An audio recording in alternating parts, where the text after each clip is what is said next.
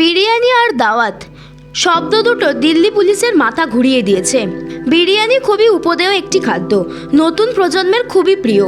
অন্যদিকে দাওয়াত, যার অর্থ হচ্ছে আমন্ত্রণ।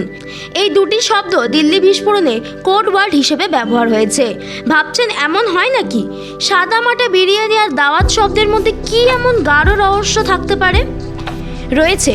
দিল্লিতে লালকেল্লার সামনে গাড়ি বিস্ফোরণের তদন্তে নেমে এই বিরিয়ানি আর দাওয়াত শব্দের মধ্যে বিস্ফোরক ছকের খোঁজ পেলেন তদন্তকারীরা। গত 10ই নভেম্বর লালকেল্লার সামনে i-20 গাড়িতে বিস্ফোরণে 13 জনের মৃত্যু হয়, আহত হন 20 জনেরও বেশি।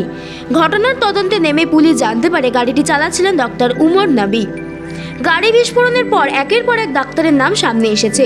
তদন্ত যত এগিয়েছে, হোয়াইট কলার টেলর মডিউলের খোঁজ পায় পুলিশ। আর সেখান থেকেই জানা যায় হোয়াইট কলার টেলর মডিউলের কোড শব্দের গূঢ় অর্থ। দিল্লিতে গাড়ি বিস্ফোরণের অভিযুক্ত 4 ডাক্তার মুজাম্মেল সাকির, উমর নবী, শাহিন সাহিদ এবং আদিল আহমেদ রাতের কোড শব্দ ব্যবহার করতেন। তদন্তকারীরা জানিয়েছেন এই 4 ডাক্তার টেলিগ্রামে নিজেদের প্রিয় খাবার নিয়ে আলোচনা করতেন। এতে অন্য কারোর সন্দেহ হতো না। বাস্তবে এই শব্দগুলির সঙ্গে খাওয়ার কোনোই সম্পর্ক ছিল না। সূত্রের খবর, এই 4 ডাক্তার নিজেদের মধ্যে টেলিগ্রাম অ্যাপে বিরিয়ানি ও দাওয়াত শব্দ লিখেছেন। এই দুটি শব্দের কি অর্থ ছিল তাদের কাছে? তদন্তকারী সূত্রে খবর, বিরিয়ানি শব্দ বলতে বিস্ফোরক পদার্থকে বুঝিয়েছে উমররা, আর দাওয়াত শব্দের অর্থ নির্দিষ্ট কোনো ঘটনা। তদন্তকারীরা জানিয়েছেন বিস্ফোরক পদার্থ জনবহুল এলাকায় বিস্ফোরণের জন্য প্রস্তুত হওয়ার পর এই 4 জন টেলিগ্রামের বার্তা পাঠিয়েছিলেন।